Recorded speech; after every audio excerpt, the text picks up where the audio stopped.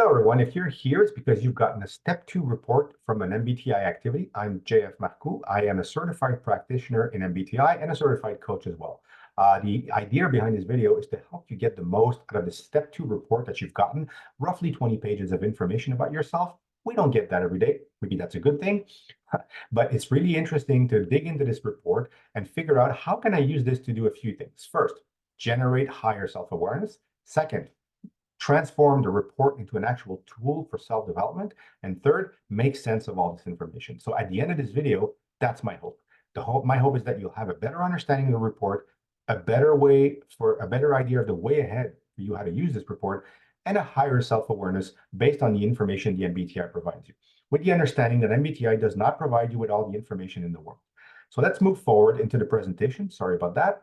So how do you get the most out of this MBTI Step 2 report? First, bit of advice, not in one bite. Don't try to digest all this information, this 20 pages of information, and make sense of it all at the very first contact or outset. A better idea is perhaps to figure out how to interpret this report. This is what I'm here for. This is what this video is for. You'll see at the bottom, there'll be chapters, sections, that will tell you what the video is about at particular aspects. So again, feel free to jump forward, jump back, and visualize a section that really resonates with you, because I'm going to start to suggest and propose to all of you interpretation strategies for this particular report. How can you use this report to the best possible result for you as a leader, as a person, to move forward through self-development? Some interpretation strategies, I kind of hinted at that. I'm going to propose to you 4 or 5 interpretation strategies in this video. These are not the only ways to interpret a Step 2 report, but they are ways that I found in my experience are pretty useful and effective for somebody to get started down the path of self-development using MBTI. All right, moving forward. What is the MBTI? If this is your first contact with MBTI, you've done a report, you've got an assessment, you've gotten your report. MBTI is built on a very simple model of 4 preference pairs. Types. These are not scores. These are not competencies. These are preferences. So the report will not tell you how much of one thing you are, how little of something you are. It will tell you, here's your preference.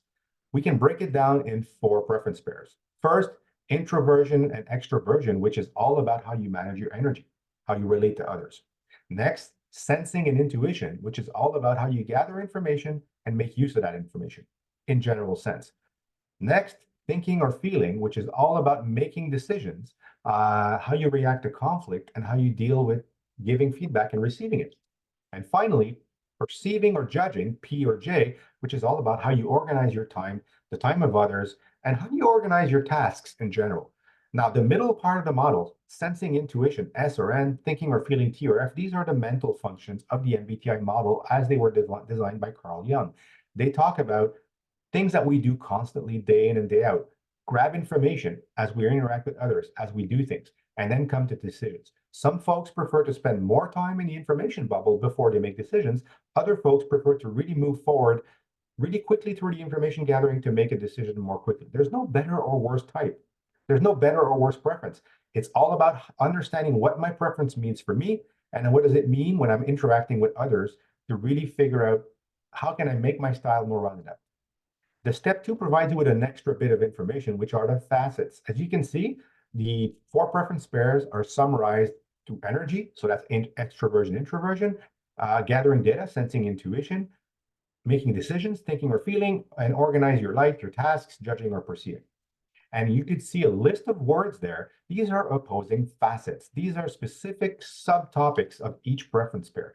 They are opposing in a sense that they identify different types of behaviors, approaches, of ways of manifesting your preferences. And this is where the wealth of information and the value of the Step 2 really steps forward. It provides you with a more granular view of what an MBTI preference is all about. I'm not going to overly define each of these facets here. That's something that's going to happen and become more clear as we move through the video. But remember, when you go through your pages, you'll see each preference pair now has 5 facets. If you've done a Step 1 report before, this will be brand new information. It will push your interpretation of the MBTI model a bit further. So without further ado, how do I understand this darn report that I've gotten now? Well, I'm going to go through page 2, 3, and 4 of the report. I call these the 40,000 feet pages. These are the pages that give you a broad overview of your report. First, page 2. Here you have your type at the top left of the video of the page, sorry, ISTJ. So introvert, sensing, thinking, judging. This is a sample report. It's not about anybody in particular. And this is the type and report I'm going to use for the remainder of the video to provide examples. Substitute that for your own type, and it's going to make a whole lot of sense. So in this case, we have an ISTJ, and that's his or her type. We have a column at the bottom that says your report contains, and that will tell you exactly what's in this step 2 report. Then at the middle of the page is a long paragraph, 3 paragraphs that tell you what MBTI is all about. This provides you with an idea of what I just said. What's MBTI? Where does it come from? How does it work? And right below, boom, your first bit of information for interpretation. Here's your type broken down by preference pair in blue. Introversion, sensing, thinking, and judging. Now it's interesting to read what's in blue because it's going to allow you to do the first thing. Is this my true type? Does this type represent who I am? Am I comfortable with that? And we'll get to that with the next page, but keep that in mind. That's your first step into that particular interpretation realm. Then in black, on the other side, is the opposite of your preference. And this is the first bit of really, really interesting information. If I have a preference for introversion, as it is in this case, great. What does that mean for me? That is my internal self-awareness. Now, extroversion, this is how other people might operate in terms of this particular preference pair. That's my outer awareness. That's the impact I want to generate with folks if I'm a leader. So I might have a lot of interest and gain in terms of running myself out, running up my leadership style by just reading up what does extroversion mean. Do I venture into this realm as often as I could? Do I understand what people in that realm are looking for? And that will allow me to round up my style, increase the effectiveness when I interact with others, have better relationships, communicate better, maybe respond to conflict better, so on and so forth. And this is true for each of the 4 preference pairs. Read the part that's in blue, that's you. Read the part that's in black, that's the others. How do you get the most out of working with others, motivating others? That's really where this is your first step into the MBTI. This is the first part of the report, I would say, that starts to grab your attention and say, what does that mean? The next page reiterates your style, and now it would provide you with 3 paragraphs that tell you what your type is all about. So really, this is how you move from estimated type, this is what my ISTJ type is, to my best fit type. Is this actually who I am? When you read this information, it's normal to ask yourself questions, and at the bottom of the page, it says, does this type fit you? So make notes of the parts that fit you and the parts that don't. That's going to help you make the report your own. Another tool to figure that out is the clarity of your preferences or the confidence index, depending on the type of step 2 report you got. You have all your preferences in blue again, and then there are sliders. And above, you see very clear, moderate, slight, moderate, clear, or very clear, depending on the preference, linked to your preference pair. I'm going to try to annotate this to really kind of highlight what I'm talking about. So, for example, we have somebody with a preference for introversion here, right? So their preference for introversion here is identified as being slight. That does not mean they don't have a preference for introversion. That means when they were answering questions in the assessment about introversion or extroversion, the assessment is telling that person back, when you are answering these questions, the confidence or the clarity of the assessment is telling us we're only slightly sure this is your preference. You might want to investigate that further to figure out, you know what? That's maybe not who I am. Another example here of what that means, let's highlight that again. Here, sensing. Now we're in a moderate zone, which means the assessment is moderately confident or clear that sensing is your preference. In your own report, you might have sliders that are all the way to the end here, or that are all the way to the middle here. The idea is to interpret this data as saying, when I was answering questions about these specific preferences, what does that mean? And if it's telling me it's slightly confident, I might want to investigate this a bit further. That's how you get the most out of an MBTI, really by making it your own. The other idea here is that no preference is better than another. Introverts are not better leaders than extroverts, or vice versa, for example. It's not about performance. MBTI is not about performance. It's about how you show up, what you bring to the table, what is your style, and how you can really refine that to make it more effective. If you look at it that way, this is a great way to use MBTI as a growth tool. Moving forward, the other page, this will have your step 2 facets. It's going to start to put into your mind the introduction of the facets. I've already touched upon them, but here we are. We have your type, introversion, sensing, thinking, and judging, with the 5 facets that are in the family of your preference. As we'll see in a couple of minutes, some facets are out of preference or in the mid zone. What the heck does that mean? Again, that's what I meant by the report is pretty complicated. Make sure to take the time to not try to understand it, sorry, in one bite, but to really focus in on what everything means. So this page will tell you there are 5 facets within a preference. Each facet is a theme. So each facet is an aspect of the preference. It may be how you learn. It may be how you behave in a social setting. It may be how you use information. It may be how you view processes. Are you more traditional? Are you more about innovation? It may be more about how you voice your decisions, so on and so forth. Are you, and in terms of organizing your time and your tasks, it may be more about, are you an early starter or are you pressure prompted? These are the types of things that you will find out in your report. So these are the 40,000 feet perspective pages that really, you could start there to really figure out what's in my report. Does it resonate with me? And this is what I have to expect moving forward within my report. Now, let's look at something that's deeper in the report and at the tail end of the report. It might seem counterintuitive to go to the end, but in this case, it might work. This provides you with an overview of your results. So if we focus in, we have an overview of the results of this ISTJ, right? So we see again in blue ISTJ, and we see all the facets and where they are. Are they in preference? So on the side of your preference? Are they in the middle, in the mid zone, or are they out of preference?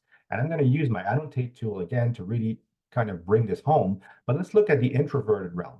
We have one preference here, one facet here that is intimate, that is clearly within the preference side of the introversion realm. We have however, enthusiastic here, which is outside of the preference. Does that mean that it's a contradiction? No, it's a granularity effect. So in this case, this particular profile, you could tell the client, I could tell the client, well, receiving contain intimate is within preference or in the mid zone. However, active is mid zone and enthusiastic is out of your preference. What does that mean? How does that show up for you? And this is, again, how you make the report your own and understand the granularity of each of your preferences. So here I'm an introvert, but guess what? I'm an enthusiastic introvert. What the heck does that mean for me? And that's what the report will tell you. This page also gives you here at the bottom some keywords that will tell you your individualized type. That's what your type means based on the way you answered the questions in the assessment. In this case, for this particular ISTJ, enthusiastic, original, accepting, pressure prompted, and emergent. And this matches the preferences and the way the sliders are working with the facets. If you take a quick look, so the pressure prompted, it's right here, right? This person is pressure prompted even though they have a preference for judging. And we'll see what that means as we move forward in the report. So, and I don't want to overwhelm you with too much information, but this page can really give you that greater perspective. Oh, I'm stepping back and I'm looking at my entire preferences with my entire facets. And then what you could do after this is done, instead of reading the report from page 1 to page 10 or 20, is to figure out, you know what? I'm looking at my judging and perceiving. This is my preference. I have scheduled that's really my preference, but I have that pressure prompted thing that's really outside my preference in terms of those facets. What does that mean? So now, instead of going to page 1 all the way to page 20, you go to the page that talks about judging and perceiving, and you figure out what that means for you, and then you can perhaps branch out to other aspects of the report. This allows you to use the report in a way that grabs your attention, is meaningful to you, and it's actually way more manageable than perhaps it was to try to cover the entire report. So another strategy is under the MBTI. So this is type dynamics. It's a bit more complicated. So I wouldn't suggest to anybody to start this interpretation strategy. I would call this a second tier interpretation strategy, something you might want to do later down the road. But let's look at it now. Page 13 and 14, and I'll bring to the screen in a couple of seconds, has your type broken down using only the mental functions, which is intuition, sensing, intuition, thinking, feeling, PF, SN. So it will tell you what are your top 2 mental functions. In the case of this profile, it's sensing and thinking. So these are the top 2 functions this person would use most. You can see right away a bit of information. Sensing, so information gathering, is something this person does most often, most comfortably. Thinking is the second thing they do most often, most comfortably. So they like to gather information, probably more than make decisions. But when they make decisions, they like thinking. And then what do they do least? Feeling, in terms of decision making, and intuition. They don't consider that as much. They don't spend as much time there, perhaps because it's uncomfortable, perhaps because they're not aware of it. So what does that mean? It's when you're using your favorite processes, there's information on the page that tells you what that means. But using your less favorite processes, and let me annotate that again to really make it clear for everyone here. Here, using your less favorite processes. When you are using intuition and feeling for this particular person, what does that mean? What should you be looking out for?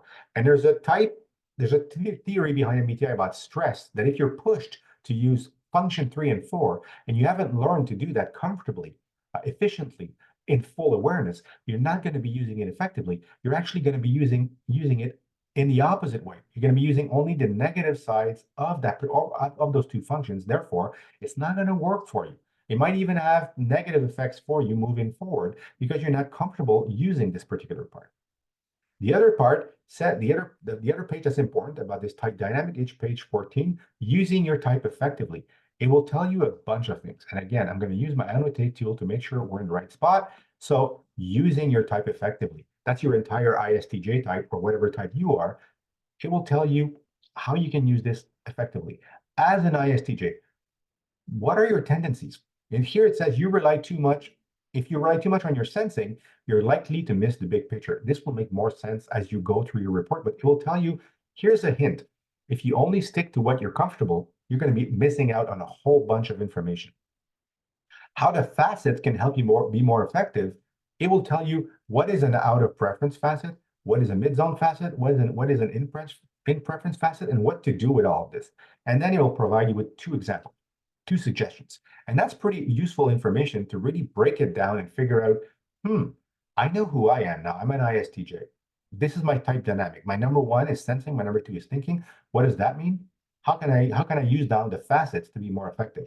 And going back to the sensing and thinking, there's other information in there that will tell you a lot more about your style. It's a bit more complicated. Maybe that's a conversation to be had with a practitioner like myself and a coach to really dig into this particular aspect. But I wanted to cover this as this is my type. This is how my type works. These are my pitfalls. This is where I can be effective leveraging my type.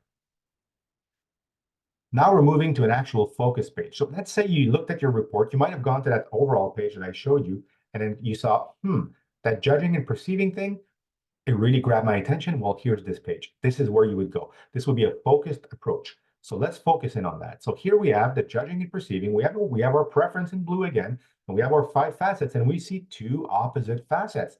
I'm a judging person, so I tend to be planful. In this case, I have something that's in the mid zone, so I might move back and forth between systematic and casual, planful and open-ended, and these 2 facets, let's break them down a little bit more. Systematic and casual is about the general style of organization you have when you have tasks to complete. And then planful and open-ended, this is how you approach planning to get this stuff done. So in this case of this profile, it's in the mid zone. That could tell you tend to move back and forth between these two because your job pushes you there. You become more comfortable. You've developed strategies to move between the two. It might be contextual. It might be situational for you. But figuring that out, there's information in the part of this page I can tell you. And again, I'm going to use my annotate tool to tell you here and here. But you have information in these sections here that I'm kind of circling that tell you everything you need to know about these facets, how they look and feel to you. That's the first part.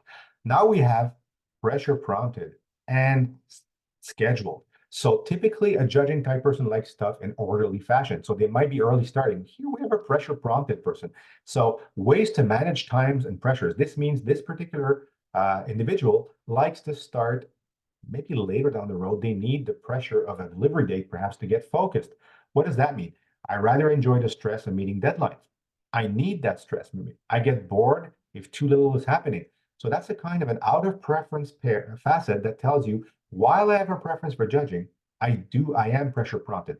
However, I'm also scheduled. Use of schedules and routines. So I like to be pressure prompted, but I like everything to fit within my schedule. I'm comfortable with routines. I like established methods and procedures. So I'm not completely spontaneous. And that tells me a lot about myself. So now that's your internal self-awareness. The outer self-awareness or the external self-awareness. And if we're going to talk leadership for a second here, for a leader, this is super valuable information. If I have a preference for judging like this, and I'm pressure prompted and scheduled, if I delegate a task to a subordinate that is early starting and spontaneous, and I'm not aware of that, or I don't make room for that, there's going to be friction. There's going to be efficiencies lost, energy is lost in the system. This is really where MBTI shines. It tells you, oh, wait a minute, how can I use this information to round myself out and to figure out, while I have this preference, I might learn a lot by understanding what my facets mean to me. And we're going to get to a really interesting part of the report, or interesting pages of the report next, when we're going to talk about what are the topics that can really grab your attention. This is another interpretation strategy, the topic strategy. These pages are at the end of the report, page 9 and later, and they will tell you, here's your MBTI, but really, really focused in on a topic. First, communication. Isn't that important in every leader's wheelhouse and in every organization? So this page, and it will break it down and it will provide you with a bit of information. So first and foremost, it will tell you what are the facets that are really relevant to communication for you. So here you have them at the left-hand side of the table, your facet results. It will tell you their mid-zone, by the way. That provides you with a bit of information. So these are all the facets that are directly impactful to communication. In the column to the middle, communication style. This is how you communicate based on your type and the facets that are most relevant. There's a wealth of information there about how your communication style comes off. What are your preferences? What do you focus on? Again, your inner awareness is heightened by understanding your communication style. Enhancing your communication style, which is to the right, well, that's all about how you can make your communication style better by perhaps rounding yourself out and figuring out, wait a minute, am I missing out on specific aspects in terms of my communication style to really bring it home that I could be better at it? Let me enhance that for you. So here we have, let's use enthusiastic. That's a facet. The enthusiastic facet is here. It says readily shows enthusiasm for the subject at hand. That's your communication style. Because you're enthusiastic, you'll be very high energy when for the subject you're presenting. Now, be careful not to override others. Make sure you ask for input. This means when you're communicating, you need to generate that outer awareness. Make sure you're not kind of burning out the introverts in your groups, or maybe you make sure that you're asking questions of the room so that you can validate that you're on the right track. This is a really practically minded example of how you can use MBTI to enhance specific aspect of your style communication. Next page, decision making. Really important aspect of any manager or leader. Well, here you'll have your mental functions. This focuses solely on your mental functions: sensing, intuition, thinking, feeling. And there's a list of questions. And I'm going to try again to kind of annotate that for you to really make it clear. Let's see if this works. So sensing preference, thinking preference. And you have questions in blue. I'm going to kind of dot them to show you where they are. Here are the questions in blue. These are the questions as a person that you spend the most time with, or that you consider the most when you're making decisions.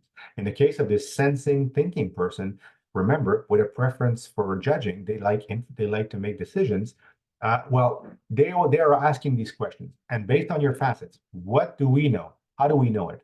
What are the real costs? Will it work? These are the questions. They're effective for you. They're great questions to ask when you're making decisions. However, what are the opposite questions? Here we are. Will it work? Somebody with a conceptual preference in terms of the facet, what other interesting ideas are there? If you don't address this question or spend time on it, you might be missing out on a critical aspect of your decision and have to repeat the process. That's ineffective for you, isn't it? Time is valuable. So by just looking at this page and figuring out what all these questions mean for you, you can start to figure out, how's my decision style working for me? How is it not working for me? And you will have your explanation in the middle of the page. The box will tell you, and tips at the bottom of the page to tell you, these are tips that your individual problem style start by asking all questions in the chart above. Maybe you want to have these questions handy and really go through them systematically when you're making a decision to figure out, am I considering the complete picture? For example, somebody with a preference for sensing like this might overlook the need for change, the connecting dots between the ideas, the theories. If I were to reverse the equation, well, somebody with a preference for intuition might be overlooking the real costs or the precise facts. So there's great value here in really kind of focusing in on the opposite questions that you might not be spending enough time on. The other page is results managing change, which is a constant in any large organization. It's, again, same idea as I just showed you for communication.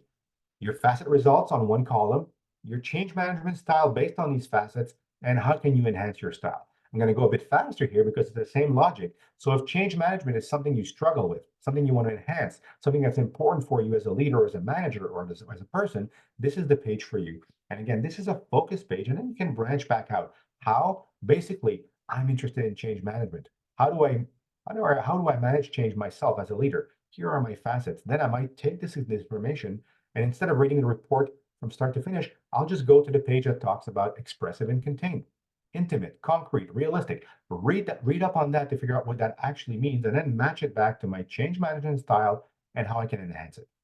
The last topical page is managing conflict, a critical element of any large organization for leaders and managers, or even employee subordinates. It will do the same thing as the change management and communication page. Here are your facets results.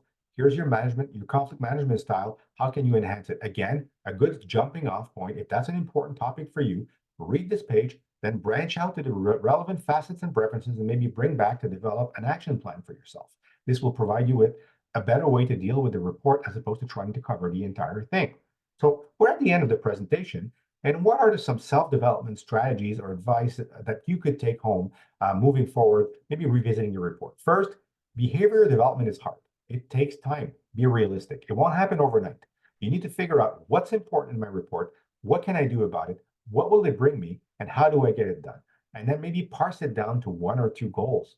Once you're ready to do that, to really be sure you can actually do these things and address these things. Behavioral development and change requires commitment. So be sure you identify action items that are meaningful to you. They need to bring you something. Otherwise, they'll just fall by the wayside in our very busy lives. MBTI development is like any personal development. It's a long process of movement and pauses. So be patient with the tool. Be patient with the way you start working on something. You might hit a roadblock, have to backtrack and restart. Accept that. The report is one source of information. Make sure to use other sources of information that were put at your disposal, and I'll have a bit of information for my final conclusion for the video in a couple of seconds. As a reminder, there are no better or worse preferences. Nothing is more efficient or less efficient in this report. That's not what MBTI tells you. It tells you, this is my preference, this is what it means for me. How can I leverage the opposite side? It's all about self-awareness and development.